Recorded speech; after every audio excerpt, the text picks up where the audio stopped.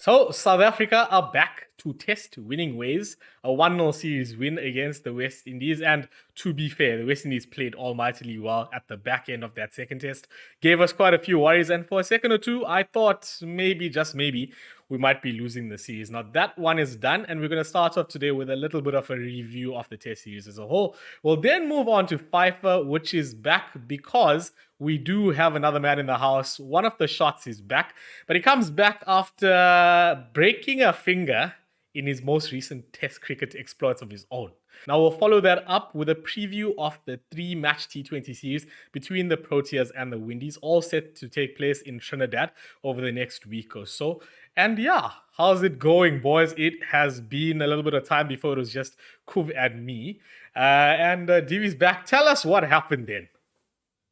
Yeah, I know it's been a tough few weeks. Broken thumb, unfortunately, dropping catches in the warm up before the actual game. It was tragic. But it's not as young as they used to be, man. Can't get to the ball. When you do get there, your hands are not in the right place. And one of those things. Dropped it, knew it broke immediately, but can't let the team down. Ended up playing the full 45 over game with broken thumb. True. That is Scored, the stuff. dropped an absolute sitter. This guy was on probably like 47 or something. Wow. Dropped it. Too scared to catch it. Yeah. Ends up getting 70 odd wins a game for them. Yeah, well, it's hard to catch with 9 fingers. So yeah. It's hard to catch when you got 10 fingers, never mind the 9 fingers. I mean, kudos for playing out the game. It was tough. Yeah, no. I don't know. Last few 18 months or so, dislocated kneecap, now broken finger. I think it's injury prone towards the end.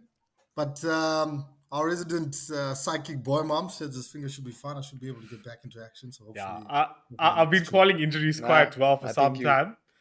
Call it quits and become a corporate sellout. I'm halfway there, so let's see. So now that Divi's back, let's talk about what happened in that test series. The first match, drab, rain, lots of rain. Second match then, boys, what we made of it? Yeah, no, I'm happy that we got over the line there, but it was nervy. It was touch and go at one point. Yeah. I know we hyped him up in the previous episode. Jaden Seals. Oh man, put in a performance. Yeah, he did. And if it wasn't for that Varane and Mulder partnership, I mean, West Indies would have been chasing under 200 in that last innings, and it was a different game. But yeah, no, I'm glad South Africa got over the line. Not as convincing as I would have liked it to be. I don't have a significant amount of confidence going into the next test series, but hopefully they can take some confidence from this victory and take it into the next series. Yeah, I think the West Indies look good. I think the South African batting lineup we always talked about being quite fragile, but I think the West Indies, they showed up well with the ball. Probably a couple of batsmen light in terms of quality in their side, but in terms of their bowling lineup, they were fantastic. I think like Kuv mentioned, we got away with it with a couple of low order partnerships that got us, those extra 30, 40, 50 runs. We ended up only winning by 40 runs or something. So look, we struggled on wickets that weren't that sort of batting friendly, but I mean, I think that's just a testament to the sort of confidence in our batting, the confidence our batters have. They don't have the runs under their belt. They don't, they're not comfortable sort of occupying the crease, not being able to score for, 15 overs, 20 overs, going at 2 and over. They're not happy with that. They want to feel bat and ball. They're always looking to search for it, and they got undone on this wicket. I mean, it wasn't a free sort of scoring sort of wicket. We saw that guys like Tony DeZorzi, who likes to feel bat and ball, scores very quickly. There was a period in the second innings where they were going quite well. I mean, none down for 60 odd or whatever it was, and we didn't score for 7 overs, and all of a sudden, we look ordinary. When the pitch is flat, ball's coming on, we look fine. But in those moments where we have to grind, it just didn't look good enough. I think the big question is for both South Africa and the West Indies. I think in India, Australia, and England, it's probably still alive. But is Test cricket still worth it for these two countries? And I think with the amount of fixtures that they have coming up, probably not. I think a lot we're Mm. seeing it already with the South African team. A lot of retirements, a lot of people focusing on the one-day stuff. We know that's been a theme for the West Indies for quite a long time now. So it is disappointing. I mean, it's only a two test match series. I mean, it's not the normal three tests. I remember when we were growing up, it was a 5 test match series against the West Yeah, Indies. yeah. And yeah, look, I think it's something that will probably continue as a trend, that people sort of focus on the white ball stuff, and I think we'll probably continue to lose quality in the longer form of the game. Yeah, I think I'll go back to what Coop said. The Jaden Seals, that was a bit of a love him, hate him situation for me, because as a bowler, he's up and coming and looks absolutely fantastic. But the attitude thing that I brought up last week, it's the same thing again, and it irks me because I want him to do well, but I don't want him to be as cocky and as arrogant as he seems on the pitch. I guess you do have to be a little bit off the type if you're going to be a good fast bowler. But yeah, that was a bit Mm. problematic. The thing is, though, It's he bowled absolutely amazingly there. it's a And fine Shamar line. Joseph as well, You another one you it picked it out. Yeah, it's such a fine line. arrogance and cheekiness. There's a fine line to it. It comes off brilliantly if you're playing in a good side. To Yeah, his downfall, he's just playing in a West Indies side that is poor. Because if he was in an England, Australia, we wouldn't say it's arrogance. We'd say, oh, it's confidence. So that's good on him. So uh, let's see. I mean, true. We've seen it across the board, especially down south with the Aussies. It's been kind of modus operandi for a lot of their fast bowlers. I mean, maybe I need to forgive him a bit. We've had a bit of it from our side as well. Rabada's been like that in the past when he started off.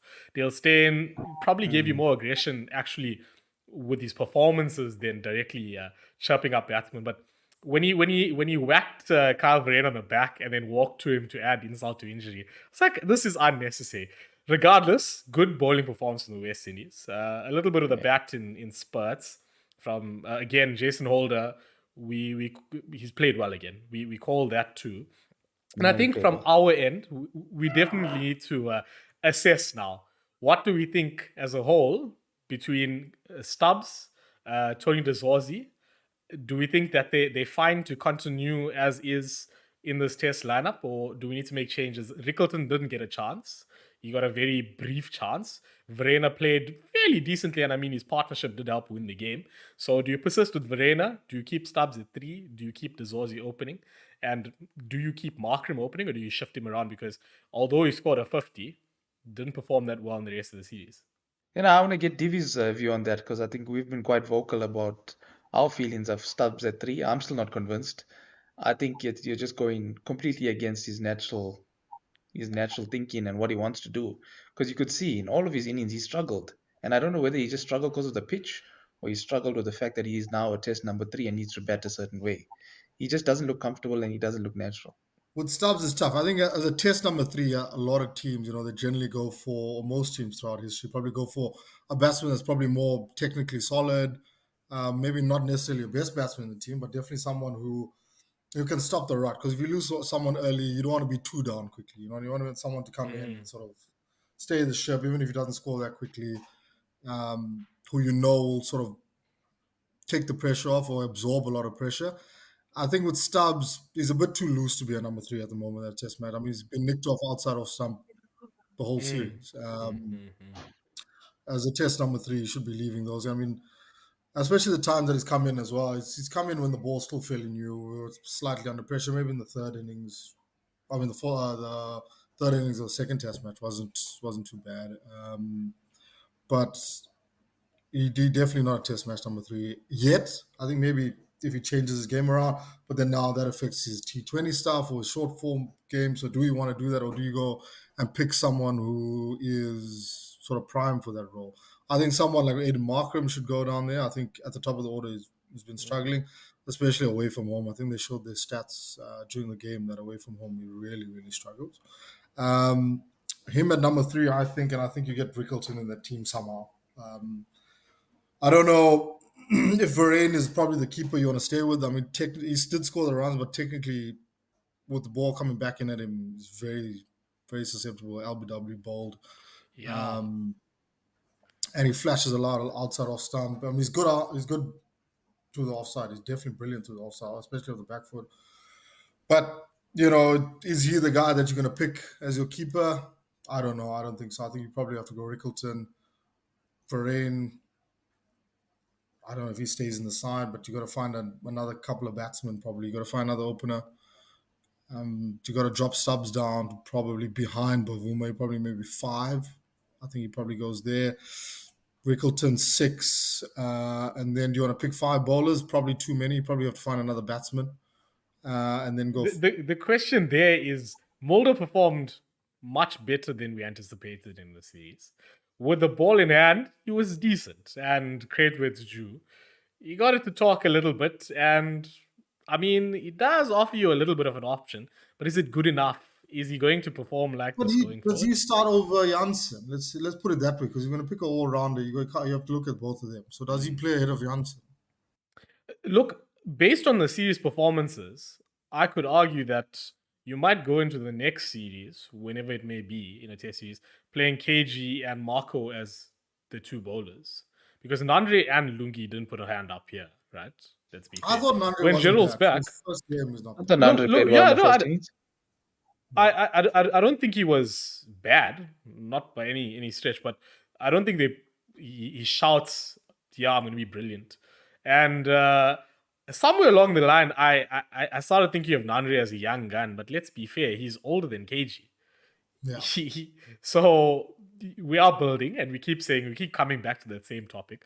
Gerald is definitely a shout to be one of the frontline bowlers going forward, but maybe you have the option of playing KG and Janssen and then still getting in someone like Mulder just to lengthen the tail. I don't know, an option. Possibly, I think.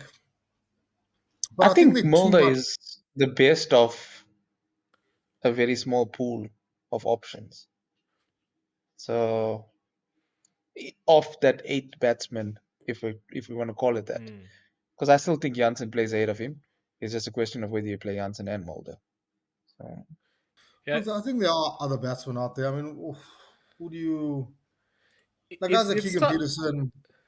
It's tough times though getting in an all rounder. but are we talking about a can hold a batsman bat. who gives you a bowling option or just a pure batsman? I reckon you go pure batsman. I think you got enough. You probably can pick. Okay. Well, then there's more options. 4 bowlers flat out. So you probably can go 3 seamers and Mirage. I think he's definitely your spinner. Yeah. Even though Dane Pete played well as well, gives you a bit with the bat as well. I don't know, but Mirage is definitely your spinner. Your 3 seamers, KG, Marco probably Gerald. Marco Janssen, and then Kutsia. On that maybe. note, So how let's shit say was those are Dane Pete in four. that Marco. second innings? Yo, Jesus. So I was all for, I'm going to give him credit now because he played a match-saving innings with a bat in hand. And Yeah, then but come on. he's You get a there as big the bowler. And exactly. Yeah. But at least he had to score on. Mirage faced, 5 balls in the whole test series? yeah. He batted 3 times, got 5 balls, faced 5 balls. What shit was that? Kesh has been on a surprisingly shocking batting run for some time across Dude. formats now, man. Divesh, just remind us, where did Kesh bat in youth cricket? Where did Kesh bat? Kesh was at Northwood. He batted 4. Exactly, and somewhere along the line, all the base skills that he had acquired as a youth were I don't know what happened lost. to him, because I remember at school he batted at 4. He used to score like 50s or 100s like every game. He had a proper technique, like back and across, plays straight. Now he looks like he's got like this flimsy, way he holds a bat is like very wobbly, backs away, tries to cut it somewhere. But he used to probably get in line, play straight, hit nice cover drives, all that sort of stuff. Now I don't know what happened. I think that's what happens when you get to those those sort of higher levels. Is that if you are picked as a bowler, you are a bowler. You spend 15 minutes, 20 minutes in the nets at the end of the session, but the batsman bat for like an hour, hour and a half, 2 hours, and you just get whatever time is left at the end of the session, which is sad, because he was brilliant. He was brilliant with the bat. Just hasn't kept it up. But I mean, if you look at a guy like KG, KG looked like he can bat. He's got a great technique, and it's never come. It's never come. It's just not coming. It's just not coming. I think, it's tough with that South African batting line. Pollock Everyone called it knows a it. while ago, and he said that he's pretty sure KG will get a test century. I He don't see said it that. happening anymore. I remember he Yeah. said that very early on when KG came in, and he came into bat and he saw like a cover drive or saw him leave a ball or something. And he was like, Technically, "Oh, it's there's gonna bits, but it just hasn't come full circle. So I it don't know. hasn't. I think It hasn't." yeah. Just on that batting lineup, out of the batsmen, who do you, from South African perspective, who do you guys think was sort of the winner out of the series, and who's like your loser out of the series? Just focusing on the batsmen. Well, if you go solely on runs, it's gonna have to be Dizosi. I know I was quite critical of him. Mhm. I don't want to sound sour, but he did play well. So let's let's see what he does in the next series. I mean, he's gonna retain his place. He's gonna retain his place, but he needs to convert now, man. He can't just Yeah, play 30s and 40s. He needs to have one No, I big agree. innings, and then I'll be fully convinced. I think there's potential there. no, I agree with you, Tony So DeZorzi. let's see. It's a question of temperament a lot with Dezorzi because, as Divesh pointed out earlier, his wickets have all come when the runs have dried up for a patch in the game. He needs to find a way of either stemming the tide there and manning it out for a little while, seeing the phase off, or rotating the strike a little bit better because this is Quinton de Kock was notorious for doing this, getting himself into places where can't rotate the strike, puts pressure on himself, throws the wicket away.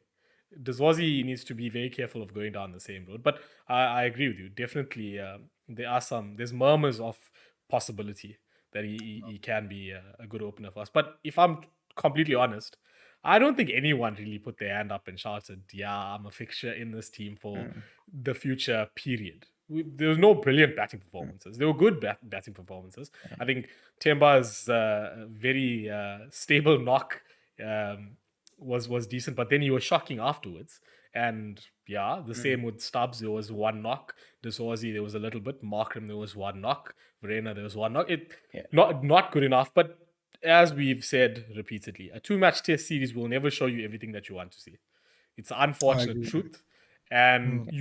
you need to go back to those days of 3 and 5 test matches. But yeah, And if you want to speak about a loser, I'm going to double down, triple down on my opinion.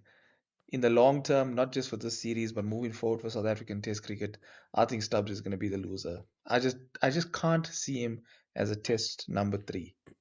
He will score. He will score the odd 60, 80, maybe even 100 at a 60 strike rate, but he's not going to be able to grind out performances when you need it.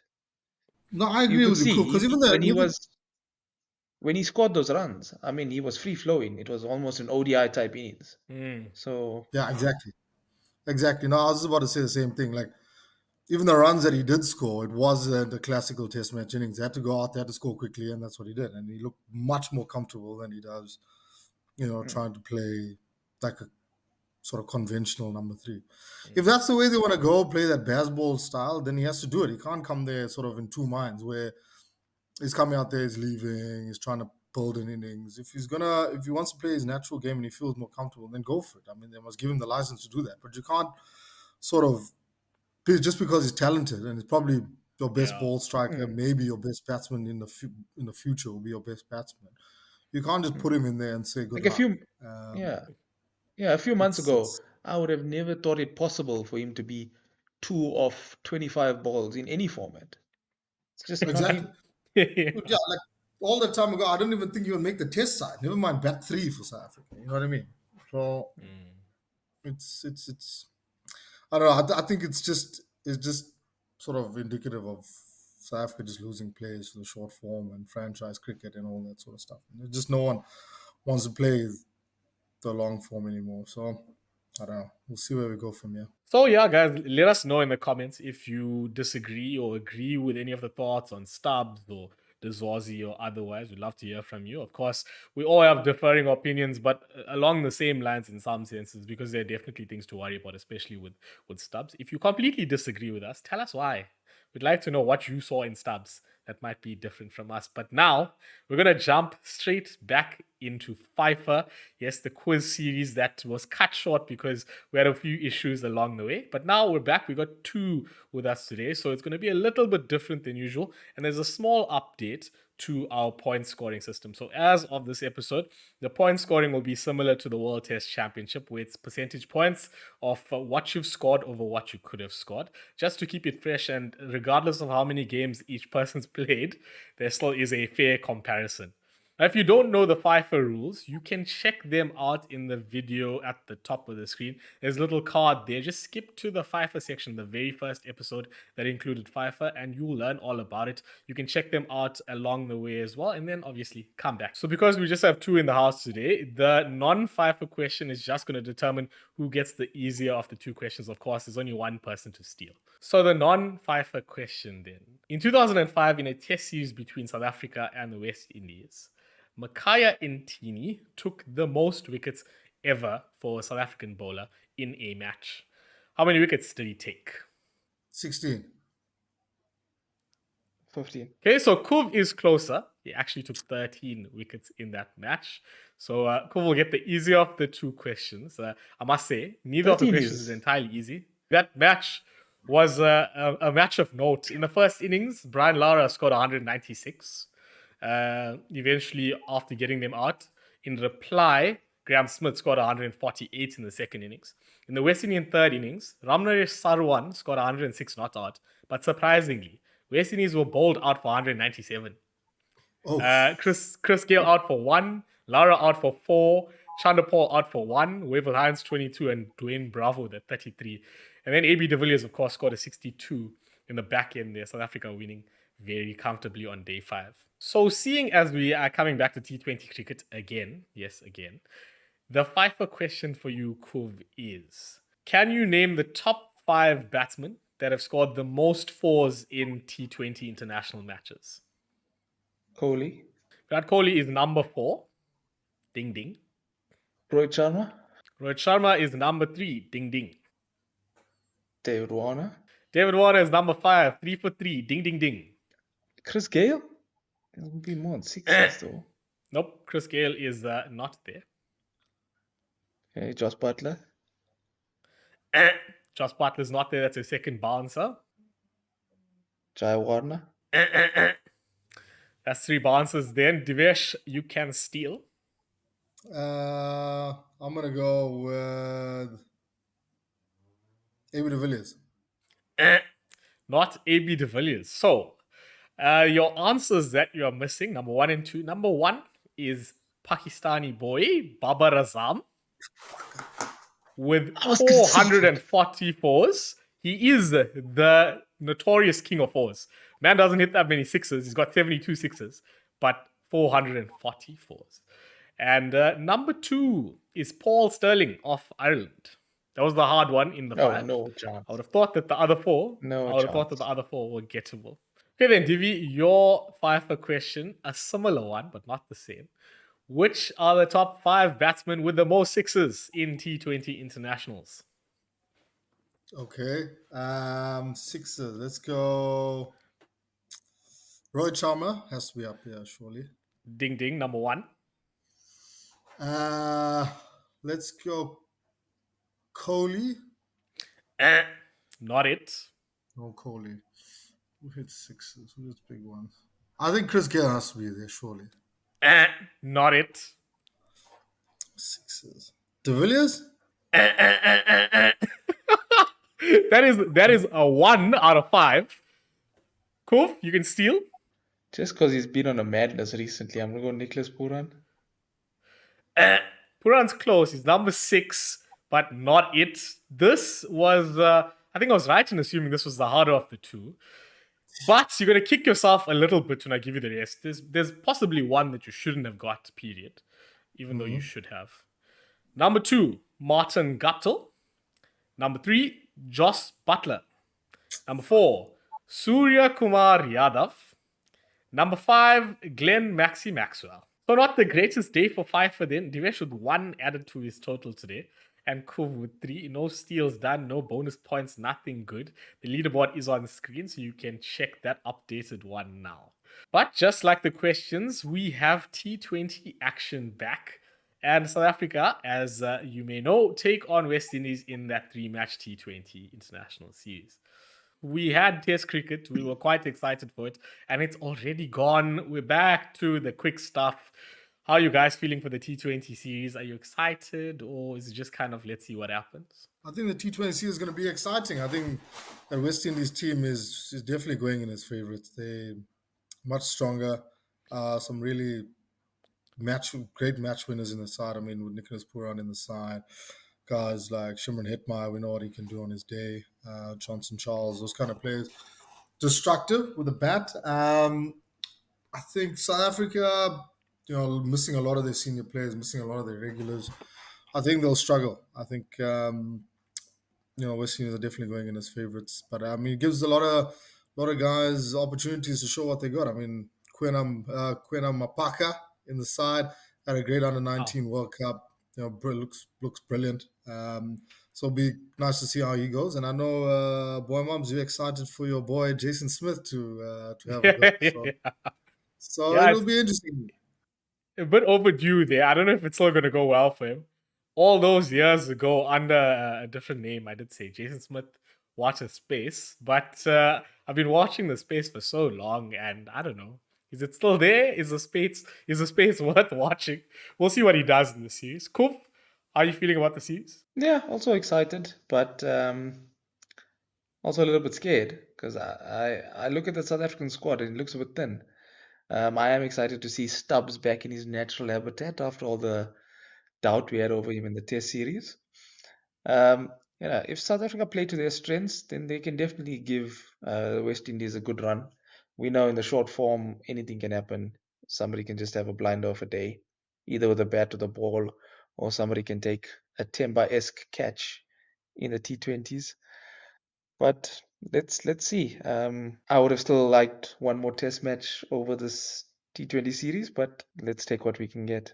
In terms of the lineup, as Divesh said there, Quena Mapaka in. I'd love to see how he does in the international scene. He didn't go that well in the IPL, but remember, he's only young. It's going to take some time. It's great that he's finally getting a shot. But besides him, not a lot of great things in that side. We've done an interesting thing yet again. A lot of players that have had their chance, slightly on the older side. I don't know what's going on. Lazard Williams, Yeah, Rassie van der Dussen. I don't understand the Rassie pick at all. A month ago, when he was playing well, he wasn't good enough to make it into the World Cup team, but now he just comes back. So why not just give another youngster a shot in the squad? I don't understand that pick at all. Oh, the thing that irritates me with the Rossi pick a lot is that Matthew Britska made it into the test squad. For some reason, doesn't make it into the T20 squad when he's been good for quite some time. There's a few other options that we had to put into the side, but yeah, interesting stuff. On a positive though, Ryan Rickleton will play. He's the only keeper in that squad, unless they want to make Stubbs a keeper again. But yeah, I think Rickleton's going to get a shot here to get some runs under his belt. He will be batting most likely with Riza, which is another why. We gave him his shot in the World Cup. He was given a fair chance, persisted with him throughout the World Cup, much against what we were saying. We were like, why don't they drop Riza for Rickleton again and again and again? Now that the World Cup's over, surely it's the best chance to say, now we'll start again, start fresh. No, I agree. I think Riza has been given. Look, I think initially Riza was a bit unlucky with Agreed. Temba being selected over him. So I think they almost feel obligated to say, listen, dude, almost like apologetically, look, we got to give you a run because when you were doing well, you were overlooked. But the thing with Riza is, even if he does play well, he's not going to hurt the side. You know what I mean? It's not going to be something. It's not going to be an innings where it's at like 190, 200 strike rate, and he just takes the game away from you. Maybe in tough conditions, he might have a match-winning innings in those circumstances, but he's not in. If it's a decent enough wicket, he's not going to take the game away from the opposition with a bat. And I think it's an opportunity for younger players, like you said, Matthew Britska. I mean, shit, a guy like Deval Brevis has people basically almost forgotten about him. And I mean, this is a great opportunity where you could have, just thrown him into the mix, just to have a go. It's you can't. It's not even. Yeah, exactly. So it's not even you're playing weak opposition. You're up against a strong West Indian side as well. So it'll be nice for him to test his skills against the likes of the West Indies bowlers, West Indies attack. And like you said again, Brassi as well is an interesting pick. I don't understand it either. I think if he made like a one-day squad or something, I'd get that. Yes. But this T20 side, we didn't make it to the T20 World Cup. He's not that young, so I don't know what you're trying to achieve by firstly not picking him in the World Cup squad and then now picking him, to fill a role when that could have easily been given to someone else, a guy like Matthew Breedsky to sort of get himself into the international game.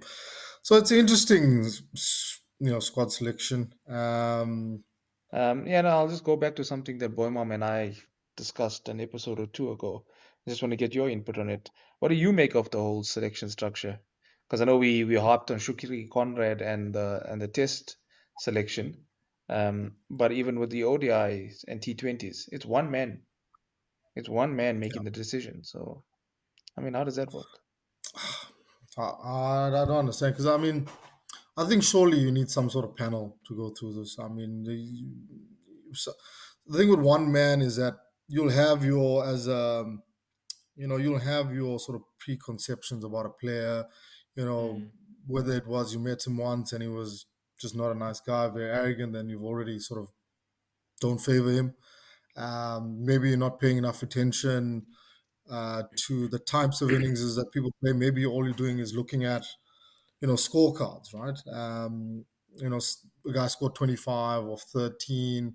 You might think, oh, that's an average innings, but then if you watch the game in the context of what it was, maybe it meant more than what that 25 was. You can't just take sort of stats at face value. So it's a lot of pressure and a lot of responsibility placed on one person. I think you need a couple of heads around that. Maybe there are probably discussions, within the team, within the support staff, senior players, sure, but I think you got to have at least 3 or 4 people looking out for players. Because a lot of games obviously not televised in South Africa, so you don't know how the guys are performing. Maybe not just in South Africa, but maybe some county stuff that's not being televised that you're not watching. It's those kind of things. I mean, like a guy like Donovan Ferreira, for example, I think he's being picked on reputation again. He's someone that just hits a long ball, and he's done well in sort of in the UK recently, but he hasn't had other things to shout about. What's the reason for his picking? Is he someone that they've looked in for a long time, or is it just based on reputation? What is it? And then you don't have an idea of who else is sort of on the fringes, and who else is trying to knock on the door when you've got one guy just looking at probably the same players over and over again, and it becomes pretty much the same sort of the more the same squad being rotated between series, and you don't really want that. You want to sort of give you guys opportunities in squad. I mean, credit to them, they gave Quina a go, Jason Smith a go. I think there was an opportunity again to leave Rassi out and bring someone else in. But yeah, I think the selection structure probably needs a few more heads in it. Yeah, I think the biggest problem for me with the whole thingy is that above and beyond the fact that we have one-man selection committees now, there just generally seems to be no plan. We saw it in the Test series. We're seeing it again in this. This T20 squad pisses me off more than the Test series because there's a complete lack of understanding of where South African cricket is at this very point in time. A lot of these players have been given shots. Fair enough, you want to play them to, I don't know, pay your respects to them, but that's not what we're here for. That's not what the selection committee should be there for. Build the team up while you can. In the off period from big tournament cricket, it's the best opportunity.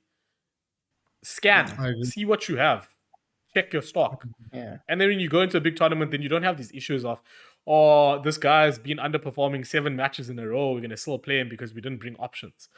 You don't want to go there again and again and again. And we're not going to see anything better until we take this more seriously. The squad should have included... See, the The problem the way I see it is that over the last couple of years is where the failing has been. Because if you were to look at a healthy squad, let's say you've got a squad of 15 players. Historically, if you looked at any nation's 15-man squad, 11 or 12 of them you knew these are the ones in starting contention, and you could identify which were going to be the squad players. Yeah. With the South African teams at the moment, we've been discussing this so much. Before the test series started, we didn't know what our test lineup was going to be. Yeah. Maybe you'd have one or two changes from a predicted 11 in a healthy squad.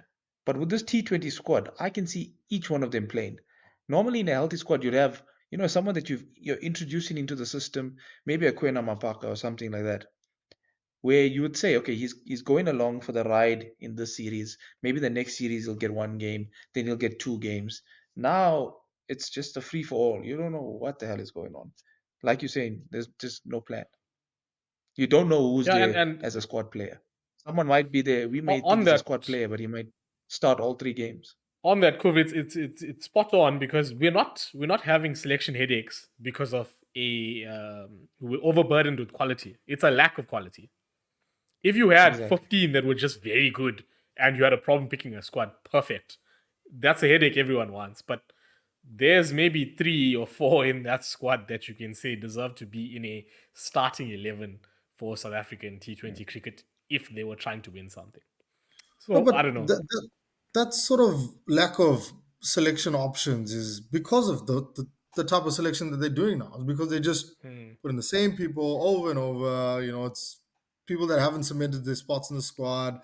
They've been given opportunities. They haven't performed. I don't understand why you keep going with the same guys. I mean, when you build squad depth, you've got to give people Yes. who are performing a run. And then it's similar to what the Springboks are doing. I mean, we saw them against the Wallabies this last Yeah. weekend. Fantastic. Complete definitely guys that you wouldn't expect to start, but they're quality side, and they gave them a run against honestly a weak Wallaby side. But it is international rugby, it is Test rugby, it is the Rugby Championship. I mean, this is a great opportunity for them to give the young guys a go, guys that haven't been tested at this level but have shown quality, and they just haven't. They just gone with the tried and tested, but the guys that have been tested failed at this level, or Yeah. probably too far down the road to actually make a difference in the future. And it doesn't make sense. It doesn't make sense.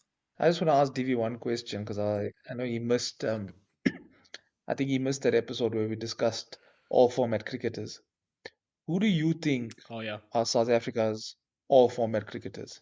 We know Stubbs is one, but three I or wouldn't four have said players stuff. that Honestly.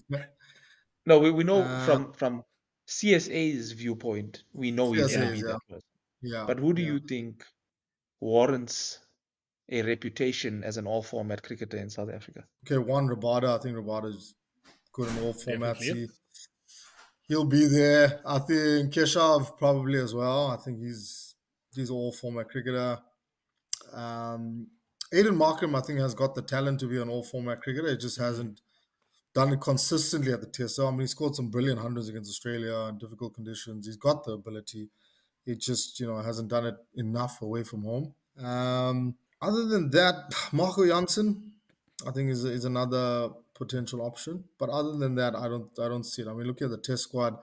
You look at Zorzi. I mean, he's got good white ball stats in South Africa and he's done all right domestically. But will he do it at the international level? We don't know. I mean, again, this was a perfect opportunity to give him a go in the white ball stuff again. So I mean, Exactly. you don't know that. Let's see. Yeah, Yeah, and then that's with the Timber, problem. I think his time's done in the white ball stuff. Maybe in the one day stuff, he'll probably have a go, but T20 is out. Going down that list for Rain, no. Rickleton, maybe. I think Rickleton is an option. If you're going to let him keep in the test lineup, he's definitely another Yeah. option. But there's not much. I mean, if you look back when we were younger watching cricket, the guys that were in your test side were in your one Exactly. day side, were in your T20 side. Yeah. So there's Exactly. not You much of need that at least going six around. to seven. You need at least six. I would say seven is ideal.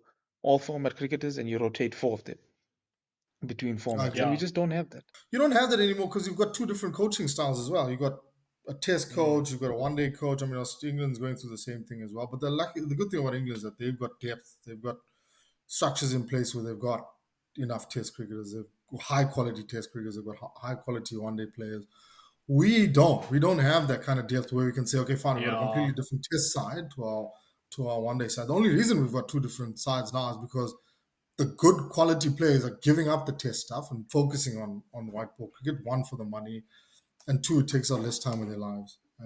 So it's difficult to go that split combination of a test coach and a white ball coach, especially in a country like South Africa where you just don't have the players to be able to select two sides. You've got to say, listen, CSA has to go out and say, listen, we've got identified 15 players that we think are going to play majority of all games, regardless of the format. These are our guys. These are who we're going to focus on. And we don't have that at the moment. We just do not have it. I just want to hold you there, Divi. We're saying that we don't have enough players to make two specialist squads, so to say, right? But I think it goes directly back to what we were just saying. It's because we've been selecting the same oaks over and over and over again. If they decided to, from the outset, say we want two squads, we want a whole bunch of specialists that play white ball or play red ball, which some countries have tried in the past. We could probably do it because of the SA 20. There's enough players from there, but you need to give them a consistent run of game time. You can't just say, "Oh yeah, we're gonna pop you in for one match here against Ireland, and then we forget about you." We'll go back to that oak we selected 10 years ago, pop him into the squad when we need him. I think you're 100% right with that. I think we're just speculating that they're looking at two specialist squads just based on the fact that they're two different teams essentially. But the reason why I say it's speculative is because there's no clear communication. Again, it comes to the point is there is Cricket South Africa and management teams do not know where South African cricket is going. They're just sort of picking players to fill a role so that we can put a team on the field. That's simple. That's essentially what it's like. And when our first choice players aren't around, we're picking players that used to be first choice or didn't perform at the level or are sort of towards the end of their career just so that we can save face during the game, which is bullshit. Yeah, we're not even picking on. There's always this thing of on the field versus on paper. These squads aren't even great on paper. Like, what are the selection or the selection man? It's not committee anymore. What is he looking at when he's picking these players? Because scoring runs in the Canada Global T20 for me does not constitute what it means to be a international T20 or white ball cricketer. I'm sorry, that there's 5 good cricketers in each team. That's not the level you aspire to. But we've spoken about South Africa a bit, and I think if we continued on this train, we could talk all night long. Let's get to the West Indies briefly before we end off this episode. Stacked. That squad is stacked, and I personally am really excited to see Nicky P back in action. That man is an absolute monster. No, he's a legend. I don't understand how he hits the ball so far. Like, how exactly. does he hit From the ball someone so so far? small, bang, every single time. That like even that there was cliche a saying shot. of he throws the kitchen sink There at was it. a shot in the 100. There was a shot in the 100. He didn't swing hard, bro, but that ball just flew out the ground. Like, I don't know how he does He's it. a pocket rocket. And that stat that you gave, what's it, like 92 sixes in? Yeah, he's Come got on, 132 sixes in 95 matches. That's ridiculous. Come on. But look at the rest of the squad. Paul, I don't know. He's a good player, but with the captaincy, I don't know. But Yeah. great player. Roston Chase has shown quality. He's good with the ball. Gives you something with the ball. Gives you a lot with the bat. Johnson Charles, dangerous up front. Hetmeyer on his day, just as lethal as Nicholas Pooran. Shea Hope, very consistent. I think with the ball they're quite good. I think Akeal Hosein, very consistent, very tight bowler.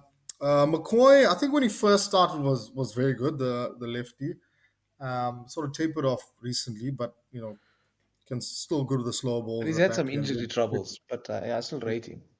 Yeah, but very good at the slow balls, very good at the back end. They've got a solid team. I mean, they're a good side. That's a good side, and I think we'll struggle. No Dre Russ. That's without Dre Russ. No Dre Russ, no Kyle Mayers. Yeah, there's a few that they've left out, but still stack side. And if you compare, as you say, you compare the sides at face value, we should be losing the series 3-0. Easy. We should be losing the series 3-0. I if there's any West Indian fans that are watching this one, like you guys have been, let us know what you think. Are you confident with the series going forward? Because we think that we're going to get smacked by you guys. I Just also think Fabian on Allen is a pedigree. very underrated player there. Oh, yes, Yes, definitely. Fabian Allen is a proper Cool. cricketer. Definitely. The West Indies actually have a lot of options, when you think about it in T20 cricket. It's sad that they don't use more of these lads in the longer formats, because as we said previously, at least Kuv and I were saying, Shea Hope definitely could be in a test side. Roston Chase definitely technically sound enough to bat 3. But yeah, I don't know. What are our predictions then for as we end off here? Predictions for the top run scorer for South Africa, top run scorer for West Indies, and then likewise top wicket taker for each team. For South Africa, top run scorer, I will go Ryan Rickleton. That's a hope more than anything else. I 100%. really want that guy to be top run scorer. Top wicket taker, I think if a Parker plays all 3 games, I reckon top wicket taker. That's a my neat shot. prediction. You cool for your wicket taker for South Africa? South Africa. And I'm also gonna go Rickleton. But wicket taker, I'm gonna say Neil Bartman. I'll go Bartman. I'll go Bartman. Yeah. I think Johnson Gotta Charles be is the going to main get them man. off to a good start. I'm going with Johnson Charles with the runs. Wickets, probably Akeal Hosein. Yeah. Well, West Indies runs, I'm gonna be boring. Nicky P. Can't look past him. And wickets, I don't want to be boring and say Akeal Hosein again, so I'll go Shamar Joseph. South Africa, I think Ryan Rickleton, just for as much as we've backed him, I'd love to see him be the top run scorer for us. I would love to see Quena do the business for us, but I don't know. He's most likely in the squad just for the vibes, so to say. I think, interestingly enough, as much flack as I've given him, I think we're going to see a lot of that slow ball nonsense from Lungi and Gidi. It's probably going to get him lucky because of all the big shots that are going to come. So I'm going to go Lungi to be, he's most likely going to start. So Lungi will be the top wicket taker for us. On their end, it's boring for me to say Nicky P, but I think he will be, in honesty. But let's go with an odd shot. If he plays Alec Athenaeus, let's see what he does. I think he's not going to score. He's not going to score rapidly, but I think he's brave enough to get runs in smart ways. And then on the bowling end, yeah, there's not many options there. Let's go Obed just to keep it fresh and see how that goes, to keep a bit of variety. But yeah, we'll catch you guys for a review. That episode will come out soon after that last of the 3 T20s, which will be sometime around next week, Tuesday. If you've enjoyed this one, don't forget to drop us a like and hit the subscribe button. Also, don't forget to leave us comments, letting us know what your thoughts are on all these South African cricket issues and the West Indian ones as well. There's been a lot of you guys from down that way, and we are really appreciative of your support from Jamaica, Guyana, Trinidad and Tobago, Barbados, and the works. Also, the Americans and Canadians, as we've said in the previous episode. Now, you can also catch us on all the audio platforms like Audible and Spotify. And until the next one, please take care and cheers.